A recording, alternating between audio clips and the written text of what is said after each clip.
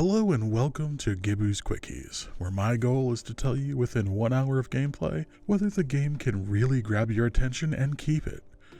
If you like what I'm doing, go ahead, please leave a like, comment, and don't forget to subscribe. Also, don't forget to hit that bell so you can be notified when I release a new video. Today, I'm playing Yolk Heroes, a Long Tamago. Get it? Play on words. Tamago is Japanese for egg. The game was released on May 20th of 2024. It retails for $7.99 and currently has a very positive rating on Steam. The game was developed by 14 Hours Productions and published by 14 Hours Productions and Astrolabe Games. The game is an idle management life simulator with several RPG elements blended in, using 8-bit style graphics and pixel art to give it a very retro feel, while still feeling fresh. No rotten eggs upon first glance. Because I hadn't heard of 14 Hours Productions before, I decided to look them up. On their website, they are proud of being a group of friends who just want to make games together in their spare time. Which, for one, I greatly appreciate. It means they're making the games they want to play. A quality that I really look for when I'm trying to find out about indie games. First impressions leave me very excited to try this one out. Let's dive in. On first boot, it's reminiscent of booting up a Game Boy, making you feel like you're about to play something from back in the day. Nostalgia bomb inbound. The menu is clean and MIDI scored. Even through my computer made me long for the little pinky fingernail-sized speaker for my old Game Boy. You can tell from the music it is inspired from titles like Pokemon, Dragon Warrior, and even early Final Fantasy titles. With all that out of the way, let's get on with the ratings. First we have gameplay, 3.5 out of 5 gems. The gameplay is easy to get into. The controls are very simple. The menus do take a little bit of time to navigate to get their inner workings. One of the complaints I do have is the minigames have almost no effect on timers. For the largest part of this hour, I was playing the minigames for the sleep and bladder options. So I guess you could say I was playing a nap and poop simulator for probably 15 to 20 minutes out of the entire hour. My biggest critique for this would be to increase the reward for a perfect landing on the sleep minigame and not have to spam buttons so fast to be able to complete the poop minigame. Minor note, also calling it poop while the text is relieving the bladder was a bit off, but I'll chalk that up to a translation mistake. Overall, I will say the gameplay is decent. I'm sure once the first part is over, the questing can begin, it'll be a lot better for the complaints I do have. Soundtrack, 3.5 out of 5 gems.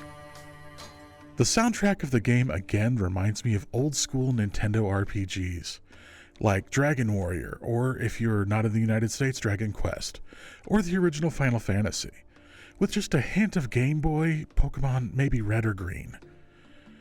While it's no John Williams original score, it's still very enjoyable to listen to, and it makes you reminisce about the old days. That is, if you're kind of an old man like Old Man Gibu here. The game feels familiar while still feeling new with the music. I was not disappointed even in the slightest. Graphics, 3 out of 5 gems. The graphics of this game are pixel art, akin to a Game Boy Color. Once I found out that you could change the hue to a different scheme, and there are dozens of them to choose from, it took me a fair amount of time to settle on the one that was right for me. There are several schemes that go very well with different personalities. Even the fairy who serves as your guide recommends pink as you learn about this menu in the game. The graphics aren't going to win any awards for innovation by any means. However, it still feels new and unique in its design. So I have to give it a good score. Difficulty, 4 out of 5 gems. While the game itself isn't very challenging, learning all the minigames along with having to discover them as you go, it actually proved quite challenging. I found myself cheering when I finally figured out what the minigames are and how to complete them. I had a lot of fun finding them all that I did find and look forward to finding the rest during more playtime, of which I actually anticipate there being much more.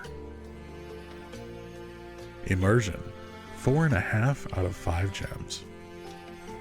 This game took me back to my early teens playing Tetris, Pokemon, and Zelda on my Game Boy. While this is an idle game, it's still the same feel of those games while being wholly unique by comparison. After getting through tutorials, I was sucked in. This hour flew by a lot faster than I thought it would. The only time I was broken out of the immersion is during the quote-unquote nap and poop simulator portion of my gameplay. But on the same note, it added a bit of realism to it. You can't just not poop and not sleep without repercussions. So I will say that I found myself immersed deeply into this game after a very short time. Overall rating, 3.7 out of 5 gems. Yolk Heroes, A Long Tamago is a breath of fresh air to the JRPG indie space. It isn't a cookie-cutter RPG maker game with nearly no plot.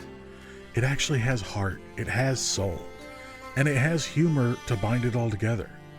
The game will not be for everyone, but I can see it appealing to a wide audience, especially those 80s, 90s kids who are glued to their Game Boys. This game really brings nostalgia as well as a new game feel to the user. I applaud 14 Hours Productions on making a great game for a great price, and I am sure that they will surely bring us more amazing games in the future. An indie game studio that makes games they want to play really brings a smile to my face. Final thoughts. So the real question is this an indie title that is worth $7.99? I say absolutely. It's nearly a perfect price point. I would almost say that this game could easily fetch $9.99 without anyone batting an eye. I encountered 0 bugs through the entire playthrough, which for an indie title that's only 2 days past its release date is a rarity. I believe that the studio puts so much care into what they're doing that it shows on every pixel displayed on the screen, and I truly cannot wait to see where 14 Hours Productions goes from here. I hope you had as much fun watching this video as I did making it. If you like what I'm doing, please drop a like, leave a comment, and don't forget to subscribe. Turn on those notifications. It really helps the channel and it helps me make better content for you in the future. Have a wonderful day, because as I like to say, it is always a great day to have a great day. Thanks for joining me, and you have a great one.